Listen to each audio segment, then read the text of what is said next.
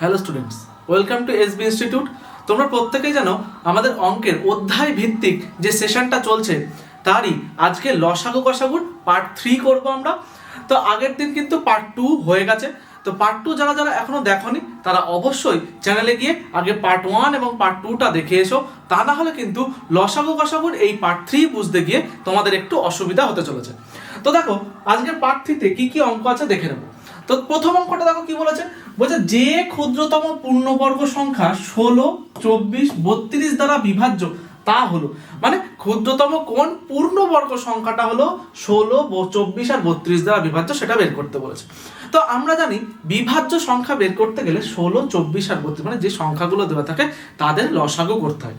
তাহলে ঠিক একই রকম ভাবে 16, 24 আর 32 এর লসাগুটা আমরা করে নিই। আচ্ছা 4 দিয়ে দিলে 4 4 16, 4 4 24, 4 8 32। আবার দেখো 2 দিয়ে দিলে 2 দুগুণে 4, 3 দুগুণে 6, 4 দুগুণে 8। আবার 2 দিয়ে দিলে 2 একে 2, 3, 2 দুগুণে 4। তাহলে লসাগু কত হলো? 4 গুণ 2 গুণ 2 গুণ 3 গুণ 2। দেখো এইটা যদি আমি গুণ করে দিই তাহলেই কিন্তু বিভাজ্য সংখ্যা বেরিয়ে যাবে, কিন্তু বিভাজ্য তো বেরোচ্ছে, পূর্ণবর্গ কি বেরোচ্ছে সেইটা আমাকে দেখতে হবে। আচ্ছা পূর্ণবর্গ বের করতে গেলে আমরা জানি যে পূর্ণবর্গ সংখ্যা থাকতে হয়, তাই তো? তাহলে দেখো এখানে প্রথমে রয়েছে 4। আচ্ছা 4 তো একটা পূর্ণবর্গ সংখ্যা, তাহলে 4 ঠিক আছে। এইবার দেখো তারপরে আপনাকে জানি পূর্ণবর্গ সংখ্যা না থাকলেও দুটো যদি একই সংখ্যা থাকে তাদের জন্য একটা সংখ্যা বসে বর্গমূল করলে। তাহলে এখানে দেখো দুটো 2 আছে, তাহলে দুটো 2 এর জন্য একটা 2 হবে। কিন্তু এখানে দেখো একটা 3 আর একটা 2 একা একা পড়ে আছে, তার মানে 3 দুগুণে 6 কিন্তু একা একা পড়ে আছে। এদের সাথে যদি আরো একটা 3 এবং আরো একটা 2 দিয়ে আমরা গুণ করি তাহলে দেখো একটা 3, দেখো একটা 3, তাহলে দুটো 3 হয়ে গেছে। আবার এ দেখো একটা 2, এ দেখো একটা 2, তাহলে এখানে দুটো 2 হয়ে গেছে। তাহলে কিন্তু আমরা বলতে পারবো এটা একটা পূর্ণবর্গ সংখ্যা। এবার কি করবো, এদের সব কটাকে গুণ করে দেবো। দেখো 3 দুগুণে 6, 6 দুগুণে 12, 3 12 36। আচ্ছা 36 আর 8 4 দুগুণে 8, 8 দুগুণে 16, 36 আর 16। আচ্ছা 6 6 36 আর 6, হাতে 3, 3 6 18, 19 20 21, 6 একে 6, 3 একে 3, 6 7 5 কত হলো? 576। মানে অপশন ডি সঠিক উত্তর হয়ে যাবে। 576 হলো ক্ষুদ্রতম পূর্ণবর্গ সংখ্যা, যেটা 16, 24 এবং 32 দ্বারা বিভাজ্য।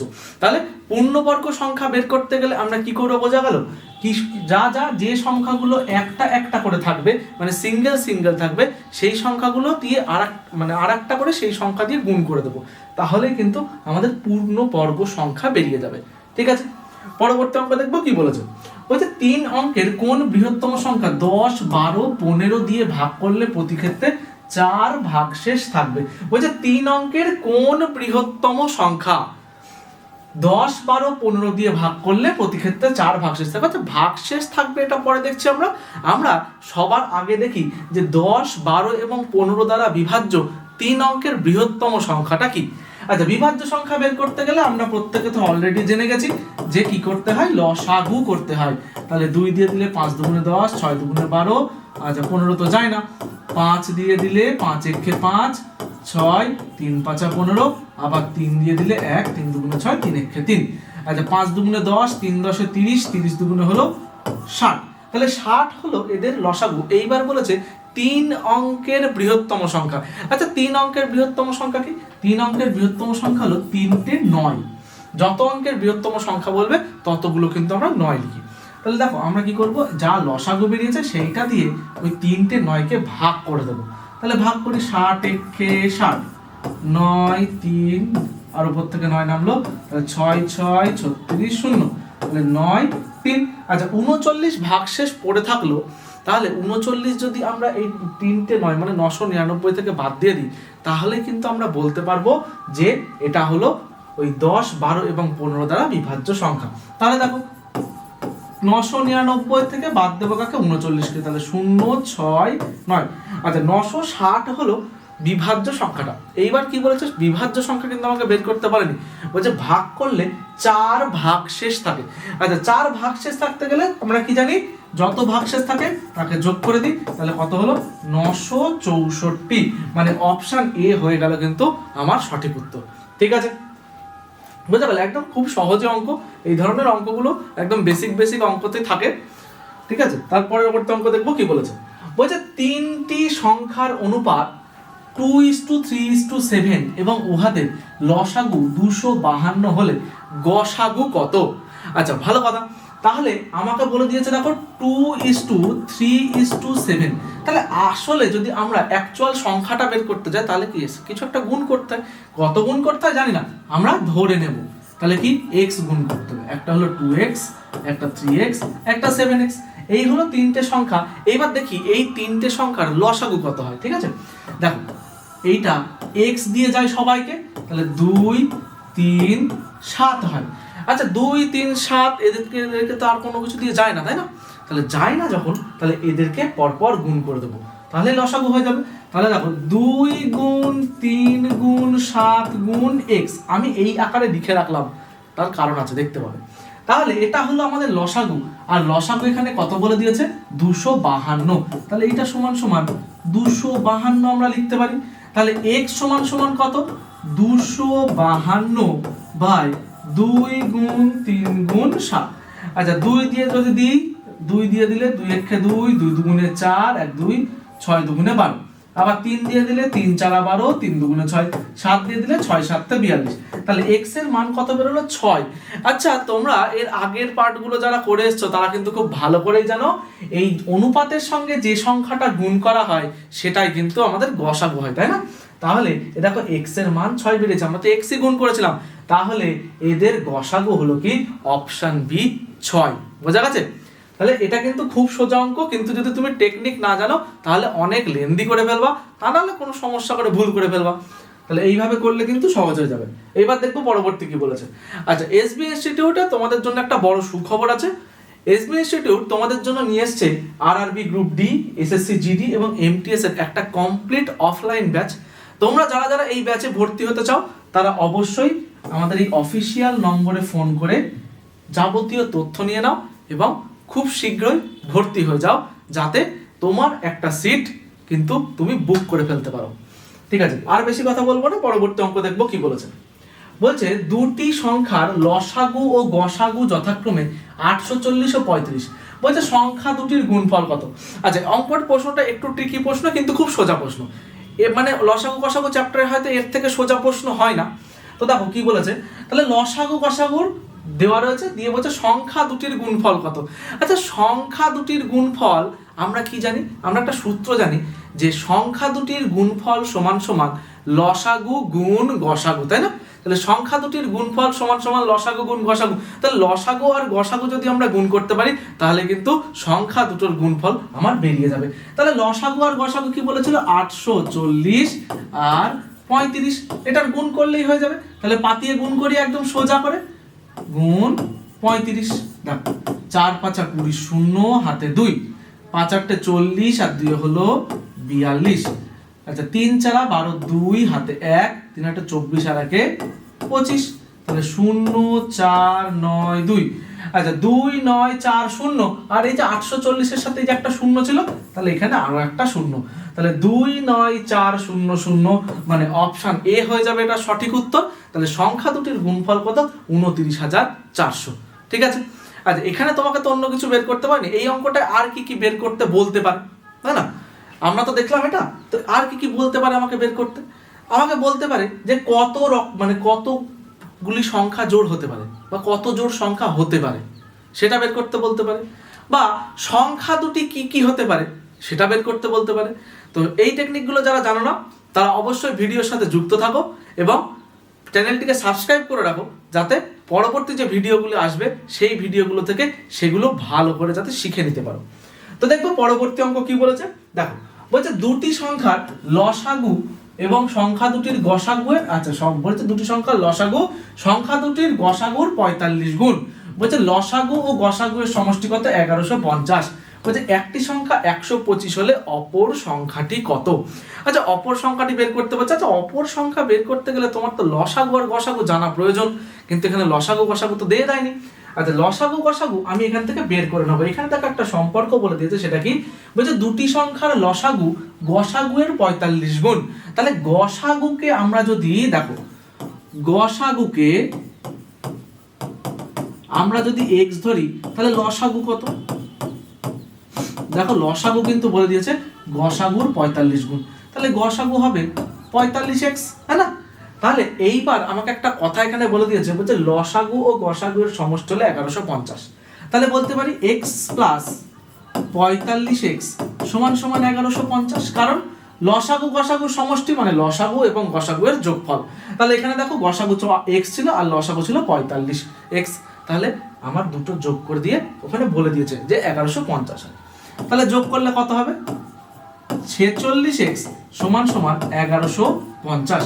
তাহলে x সমান সমান 1150 বাই 46, আর 23 ডিগ্রি 23 দুগুণে 46, 23 তাহলে 50/2 মানে হলো 25। আচ্ছা, তাহলে দেখো আমি এখান থেকে গসাগু পেলাম কত? 25, আর লসাগু পেলাম কত? 45 গুণ 25। এইবার আমাকে কি বলেছে? তাহলে লসাগু পেয়ে গেছি, আমি গসাগুও পেয়ে গেছি। এইবার বের করতে কি হবে? দেখো একটা সংখ্যা বলে দিয়েছে, বলছে অপর সংখ্যা বের করতে। আমরা কি জানি? লসাগু গুণ গসাগু বাই একটি সংখ্যা, তাহলেই অপর সংখ্যা বেরিয়ে যাবে। তাহলে দেখো আমার এখানে লসাগু গুণ গসাগু, তাহলে 45 গুণ 25 গুণ এটা হলো কি লসাগু গুণ গসাগু বাই একটি সংখ্যা, তাহলে 125। ঠিক আছে, তাহলে আমার কি বেরোবে? অপর সংখ্যা কিন্তু বেরিয়ে যাবে। তাহলে দেখো 25 দিয়ে কাটলে 5 25 125, আর 5 দিয়ে কাটলে 5 9 45, কি পড়ে থাকলো? 9 গুণ 25। আচ্ছা, 25 আর 9 গুণ করলে কত হয়? 225। তাহলে কিন্তু অপশন সি হয়ে গেল, অপর সংখ্যা আমার 225। ঠিক আছে, বোঝা গেছে? একটু ভালো করে দেখে নাও সুন্দর করে, যে তাহলে এই রকম বলে দিলে আমরা কিভাবে করব। তাহলে কিভাবে করলাম? প্রথমে কিন্তু গসাগুকে ধরে নিলাম, তারপরে কি বলে দিয়েছিল যে গসাগুর 45 গুণ, আমরা গসাগুর 45 গুণ করলাম মানে 45x করলাম, দিয়ে তারপরে বলেছিল সমষ্টি কত বলে দিয়েছিল? 1150 বলে দিয়েছিল। তাহলে এদের যোগফল সমান সমান কত লিখলাম? 1150। ঠিক আছে, তাহলে যোগফল সমান সমান 1150 যে লিখলাম, তাহলে দেখো x এর মান কিন্তু আমার বেরিয়ে গেল। x এর মান কত বলে? 25। তো x আমরা ধরেছিলাম কি? গসাগু, তাহলে গসাগু হলো কত? 25। আর লসাগু আমরা ধরেছিলাম কি? 45 গুণ x, মানে 45 গুণ 25। তাহলে আমার লসাগু বেরোলো, গসাগুও বেরোলো, আর একটা সংখ্যা তো আমার দেওয়াই ছিল। তাহলে লসাগু আর গসাগুকে গুণ করে একটা সংখ্যা দিয়ে ভাগ করলে আমার বেরিয়ে যাবে কি? অপর সংখ্যা। ঠিক সেইটাই কিন্তু আমরা করেছি। ঠিক আছে, তো বোঝা গেছে? পরবর্তী অঙ্ক দেখবো কি বলেছে। বলেছে কোন বৃহত্তম সংখ্যা দ্বারা 261 933 1381 কে ভাগ করলে সর্বক্ষেত্রে 5 অবশিষ্ট থাকবে। আচ্ছা, এইবার দেখো এতক্ষণ আমাকে বলে দিচ্ছিল কি? বলে দিচ্ছিল যে বিভাজ্য সংখ্যাটা কি হবে সেইটা বের করতে বলছিল, কিন্তু এইটার ক্ষেত্রে কি বলেছে? যে কোন বৃহত্তম সংখ্যা দ্বারা ভাগ করলে।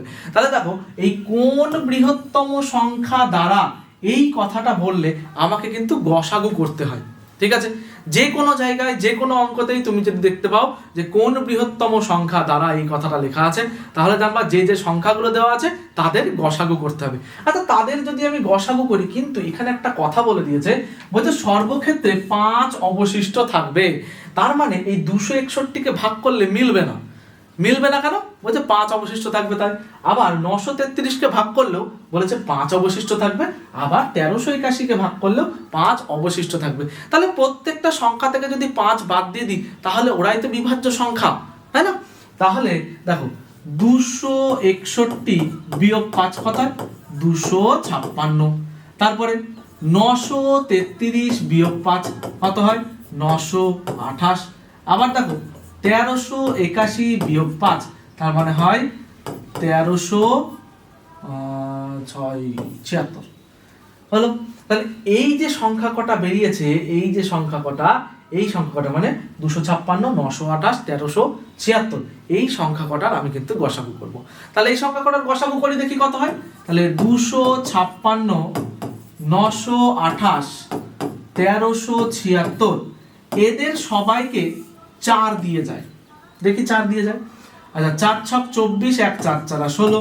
আবার দেখো 4 দুগুণে 8, 1 3 4 12, 4 দুগুণে 8।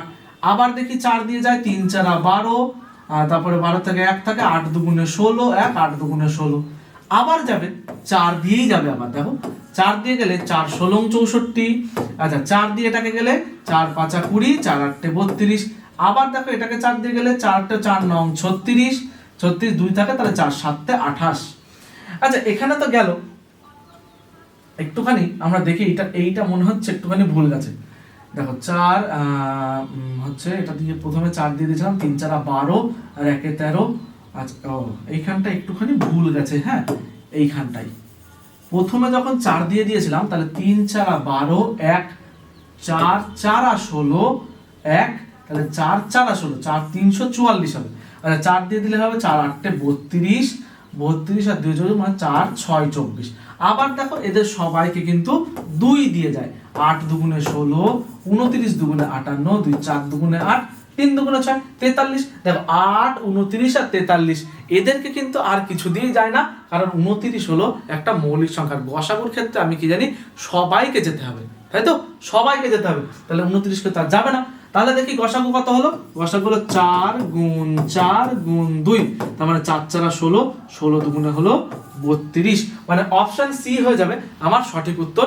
তাহলে আমি কি দেখতে পেলাম যে কোন বৃহত্তম সংখ্যা দ্বারা এই 32 দ্বারা ভাগ করলে কিন্তু 261 কে ভাগ করলেও 5 অবশিষ্ট থাকবে, 933 কে ভাগ করলেও 5 অবশিষ্ট থাকবে, আবার 1381 কে ভাগ করলেও কিন্তু 5 অবশিষ্ট থেকে যাবে। ঠিক আছে, বোঝা গেল? তাহলে আজকের ক্লাসের এই 6টা অঙ্ক কিন্তু আমাদের শেষ হলো।